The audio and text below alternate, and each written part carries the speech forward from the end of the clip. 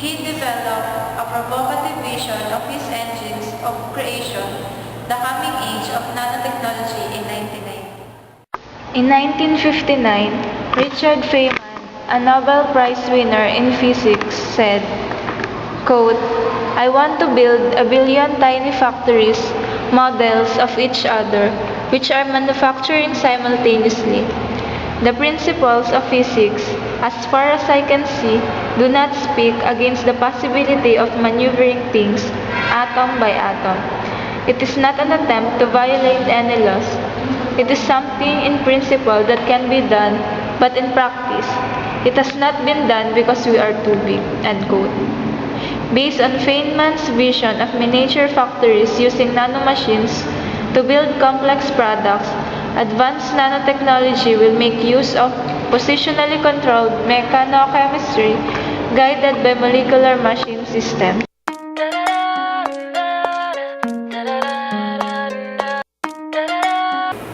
Implication to society of nanotechnology. The advantages. To enumerate the advantages and disadvantages of nanotechnology, let us first rank the good things this technology brings. Nanotechnology can actually revolutionize a lot of electronic products, procedures, and applications. Nanotransistors, nanodiodes, OLED, plasma displays, quantum computers, and many more are the areas that benefit from the continued development of nanotechnology when it comes to electronic products.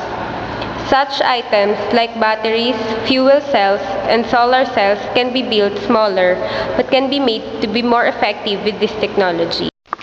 Manufacturing sector is another industry that can benefit from nanotechnology that will need materials like nanotubes, aerogels, nanoparticles, and other similar items to produce their products with. These materials are often stronger, more durable, and lighter than those that are not produced with the help of nanotechnology. Nanotechnology in the medical world is also seen as a boon since this can help with creating what is called smart drugs. These help cure people faster and without the side effects that other traditional drugs have. We can also find that the further research of nanotechnology in medicine is now focusing on areas like tissue regeneration, bone repair, immunity, and even cures for such ailments like cancer, diabetes, and other life-threatening diseases. When discussing the advantages and disadvantages of nanotechnology, we will also need to point out what can be seen as the negative side of this technology.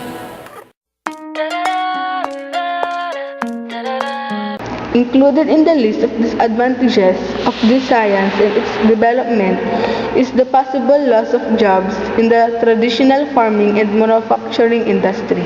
You will also find that the development of nanotechnology can also bring about the crash of certain markets due to the lowering of the value of oil and diamonds, due to the possibility of developing alternative sources of energy that are more efficient and won't require the use of fossil fuels. This can also mean that since people can now develop products at the molecular value, diamonds will also lose its value since it can now be mass produced.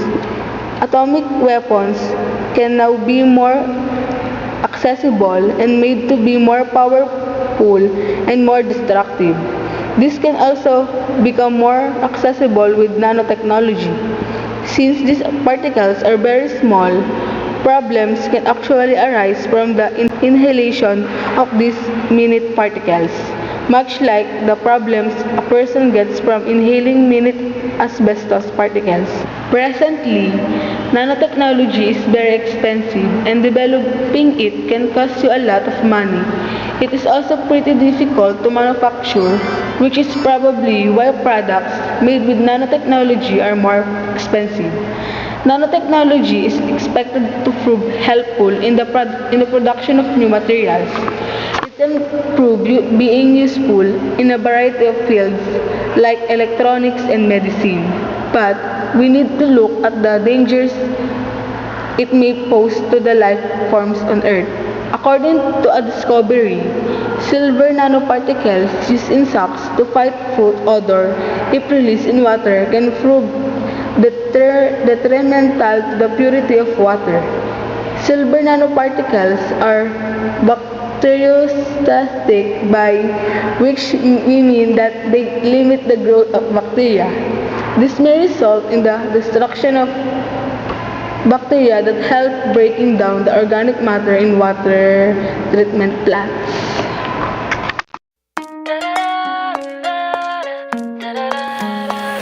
How does nanotechnology work? There's an unprecedented multidisciplinary convergence of scientists dedicated to the study of worlds so small we can see it even with a light microscope. That the world is the field of nanotechnology. The realm of atoms, nanostructures. Nanotechnology is so new, no one is really sure what will come of it. Even so, predictions range from the ability to reproduce things like diamonds and foods, so the world being devoured by self-replicating nanorobots.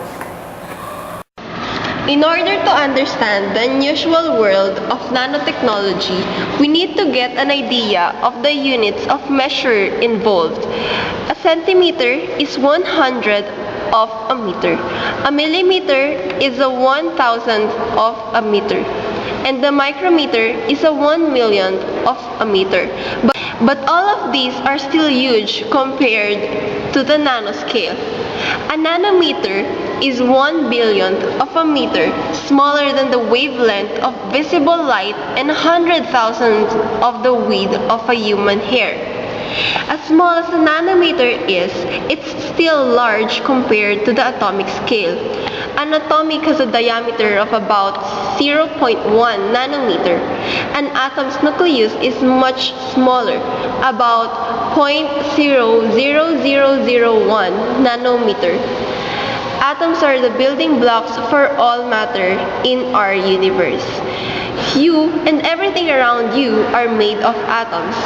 Nature has perfected the science of manufacturing matter molecularly. For instance, our bodies are assembled in a specific manner for millions of living cells.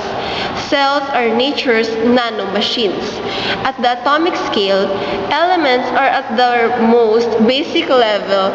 On the nanoscale, we can potentially put these atoms together to make almost anything. Current status of nanotechnology. Nanotechnology applications are a reality today. American car manufacturers have been using nanotubes to improve the safety of fuel lines in passenger vehicles for over a decade. And the electronic industry has been relying on nanotubes in its packaging material to better protect goods and to aid the removal of any electrical charges before they can build to disruptive them. Japan, Korea, Taiwan, and European countries, including Scotland and the Netherlands, have also played influential roles in the development of nanotechnology capabilities. The potential for more broad-based nanotechnology applications will come from a better understanding of how particles operate on the nanoscale and how biological and non-biological particles can be integrated to fully understand the workings and potential applications of the assembly of the atoms and how to make these processes scalable, profitable, and standardized. We were amazed and impressed with this technology. In the term nano, though it is molecular in size, the health, the development, and the different usage and implications gave it an opposite meaning in making a tremendous difference in every individual's life.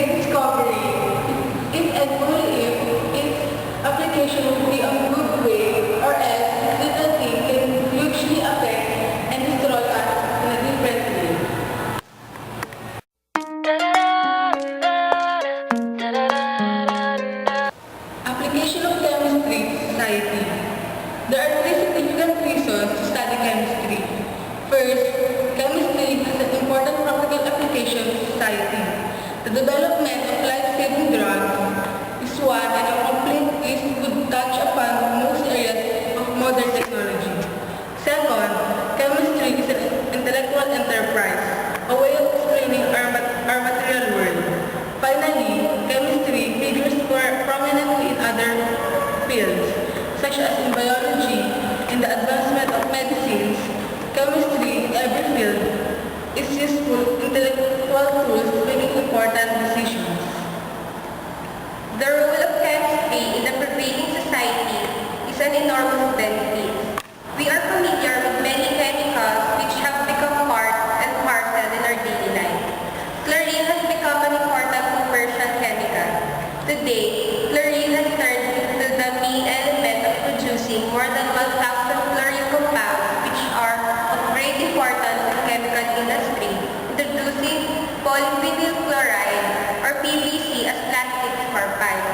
Other chlorine compounds are used as bleaching agent, disinfectants, solvents, pesticides, refrigerants, flame retardant, and drugs.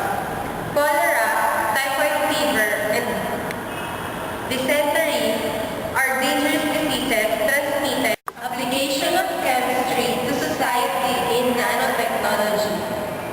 Today's nanotechnology harnesses current progress in chemistry, physics, material science, and biotechnology to create novel materials that have unique properties because their structures are determined on the nanometer scale. Some of these materials have already found their ways into consumers' products, such as sunscreens and stain-resistant pants. Others are being intensively researched for solutions to humanity's greatest problems: diseases, clean energy, clean water, etc. Other work is aimed at developing a roadmap for productive nanosystems, in which a path is sought from today's nanotechnology capabilities to advanced future systems in which molecular tools will build useful materials, devices, and complex systems to atomic precision.